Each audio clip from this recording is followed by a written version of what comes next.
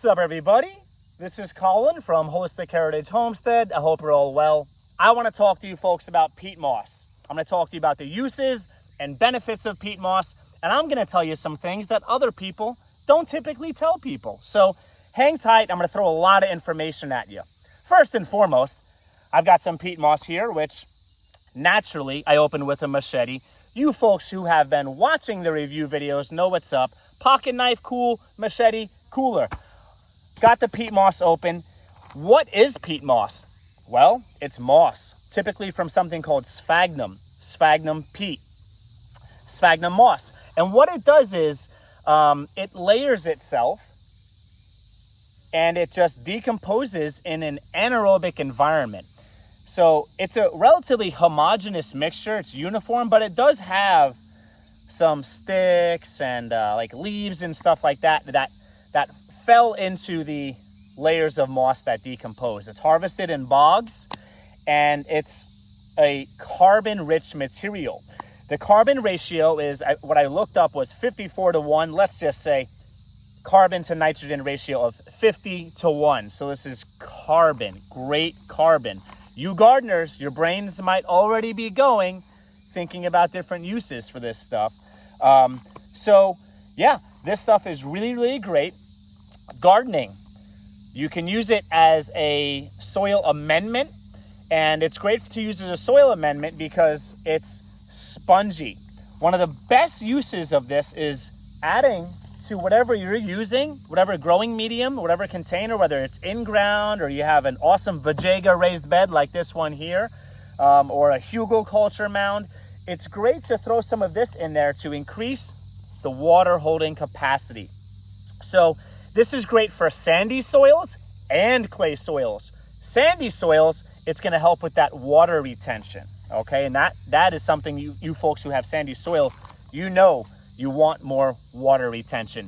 In clay, because it's organic matter and it's spongy, it's going to help the water infiltrate or penetrate the soil, okay? Infiltrate the soil. And that's very, very important because clay can become compacted and the water, it's not very porous, the water doesn't work through well. This is going to help with that. So where else are you going to find something that's going to help with both? Well, organic matter typically does. It helps hold moisture and also help with drainage at the same time. Really cool. So you could use this as a soil amendment. Right now, by the way, I'm sitting on my awesome Deerfamy garden seat and kneeler. This thing is amazing. I just did a review for this thing recently. Check it out. You folks can get a discount and all that. I'll put this stuff in the description to get you folks hooked up with that. And also the Vegega raised bed. This thing is amazing. I'm filling this thing right now in front of you. This thing is awesome. I'm so excited to get some plants in here. I'll post something in the description for you folks to get a 10% discount and also support our channel at the same time as well. So yeah, whatever you're filling up, this is great. Also, it's typically used as a one of the main ingredients in potting soil. So a couple of things you can do. You can make your own potting soil, which might save you some money. You also could take seedlings and just kind of start them in this. I personally wouldn't recommend that. I would still start with some type of organic fertilizer mixed in, maybe some type of particulate matter, like something that's actually has like sand or some type of soil, some type of rock substrate as well. Rock dust, maybe I might add some of that to this, but you could use it as a potting soil by itself. I don't like that idea, but you could do it because it's good. It's easy for roots to penetrate. It holds water well, and it's very, very soft, so it's good that way. You could take potting soil and also just add this to it to break it up and give it more peat moss in the potting soil. Kind of cut the potting soil down a little bit, if you will. So that's another great use for it. Now, when you folks are using lasagna gardening technique, you want to layer carbon and nitrogen. So I could take this like I'm going to be doing, and I have been doing already. I could throw this down as a carbon layer, and then I could add lots of nitrogen. You don't want to add too much of this because that will kind of, it'll bind up that nitrogen. So you want to make sure you're adding your nitrogen as well in the proper ratios. This stuff is great for holding moisture. It can hold many times its own volume or weight in moisture. So this is great for holding on to moisture. If you're trying to improve your soil, you could top dress, or you could lightly till this into your soil. We don't personally like to till. However, I'm not against tilling. I think tilling does have a purpose. Sometimes 1 or 2 or 3 times of initial tilling serves a purpose. And I've discussed the reasons why. Serves a purpose or purposes in some situations. Ideal, we don't till. We're just not about that life, but to each their own. So you could till this in if you wanted to. Keep in mind, you're going to have the similar effect as you would tilling in wood chips, which is frowned upon. So if you do that, you make sure you're also tilling in lots of nitrogen. Another gardening use is this can affect your pH. So this is typically acidic. Let's say a common plant that likes acidic growing mediums would be blueberries. Okay, a lot of people grow blueberries. This would be a great thing to add to your blueberry growing medium, or even to top dress. Perhaps that might help as well. So that's another great thing, is you could adjust your pH with this stuff. Anything like azaleas, for example, they like acidic soil, so that's a great use for that. And it's also just a great mulch. It's just a great mulch because it's uniform. It looks really nice for landscaping. It's beautiful stuff, airy and just soft, and it's great for smothering weeds. So if you got enough of this stuff, you could just smother weeds with it, which will be really, really good. And this is just going to break down over time. It's just going to break down over time and become part of the soil. Essentially, this is already broken down, so it's essentially just carbon at this point. So going into some other uses that are not typically talked about are the uses for livestock. Now, you could use this as a litter or a bedding. Where we keep our pigs, which is a temporary spot for them, there's too much water in that area. I know that pigs need wallows, and it's good for them to have access to moisture, but too much moisture, too much water wherever you're raising your livestock, unless they're ducks maybe, can actually be a kind of a breeding ground for certain bacteria, viruses, whatever stuff you don't want. You want a nice dry environment. Keep your wallow away from where the pigs typically sleep, okay?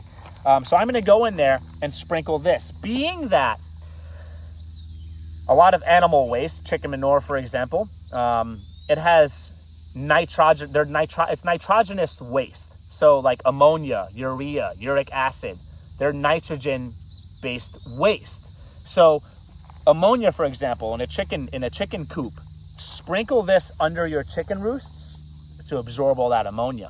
Where your pigs live, sprinkle this down to absorb moisture. So you're absorbing moisture with this wherever you don't want moisture for your livestock, and you're also absorbing that nitrogenous waste, which is awesome. Super, super awesome.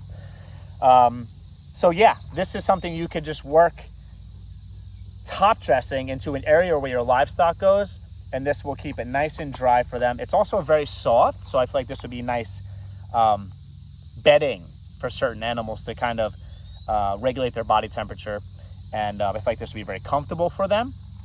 Now, as far as the carbon goes, this is going to lead into the next benefit, which is composting. So this is a great binding agent. This is a great homogeneous mixture to just mix with any manures to start getting those ratios down. You can fine tune the carbon to nitrogen ratio when you're layering your compost and when you're mixing your compost. But if you're just thinking like I do in the broad kind of big picture way, then you just get some carbon and some nitrogen together, and nature will work it out. Truly, that's composting simplified, really, as far as the nitrogen and carbon part of composting simplified, because there's a whole microbiology part, which is the most important part, which really leads to compost breaking down. But if you're looking for something that's going to give you a nice texture in your compost pile, so when your compost is actually finished, it already kind of resembles a potting soil. It already resembles something you could use to top dress your soil. And that's because whenever you're composting, stuff will break down and it becomes more fine, but a lot of times compost is sifted. This stuff doesn't need to be sifted. This is gonna, and if you do sift it, mix with that other stuff that's different textures, different shapes, different sizes, this stuff is gonna sift right through, and it's going to be inoculated and covered with all kinds of nutrition for your plants. So that's really, really great. I'm going to go and put this pretty much everywhere. I'm going to use this stuff in this awesome Vegega raised garden bed here. Okay, I'm going to use it for other containers that we're going to be filling. We've got a hugelkultur raised bed, which we're still working on filling. I'm going to sprinkle some of this stuff in layers, all those places. I'm going to go to where we keep our pigs. I'm going to sprinkle this all around to absorb that moisture, any smells, which is great to cover smells, in case I didn't cover that directly. And it's also going to keep a nice dry environment for them. And for the chickens, I'm going to sprinkle this around for them in their, for chickens, it's litter because they don't bed. They roost, okay? So it's litter for them. I'm going to sprinkle this all over the chicken coop. And this stuff is small, so it's going to sink below the larger stuff like the pine shavings. And it's going to give a nice covering over the floor that I can just kind of scrape out, sweep out, shovel out when it comes time to clean out the chicken coop. So, yeah, this is great stuff. And you've also got your carbon and nitrogen all working. It's all connected, folks. Okay, raising your livestock should be a part of your system for your gardening, your composting. It's all connected. Composting, gardening, livestock, working together to, those systems working together to create fertility and provide lots of food for our family. And I hope you folks like this video. Besides the basic gardening stuff, I did want to touch on the livestock uses. This stuff is great. As far as the price of this real quick, this is, I believe, 2.2 cubic feet. This was like 14, 15 bucks. The price has gone up over the last few years, but the price of many things or most things, maybe all things, I'll say many or most things has gone up. So I still think it's worthwhile. This stuff goes a long way because it's packed in tightly. So if you folks like this video, please subscribe. And if you learn some things that are going to help you produce more food for your family, make your livestock areas less smelly, get your compost system going, feel free to help out the channel and donate. I'll put a Buy Me a Coffee link in the description. That would really help our family out so we can continue to share educational and entertainment value to you awesome people out there. So let me know in the comments below. Get involved. Share this. You gardeners out there, share this out on those gardening forums, the pages, wherever, so people can learn about the different uses of peat moss and they could consider it as a soil amendment, growing medium, whatever. Let me know in the comments below. Do you use peat moss? There's something I missed, something I didn't cover in this video. I would really appreciate it so we could all learn from one another. Okay? Thank you so much for all the support. You folks are awesome. Take care.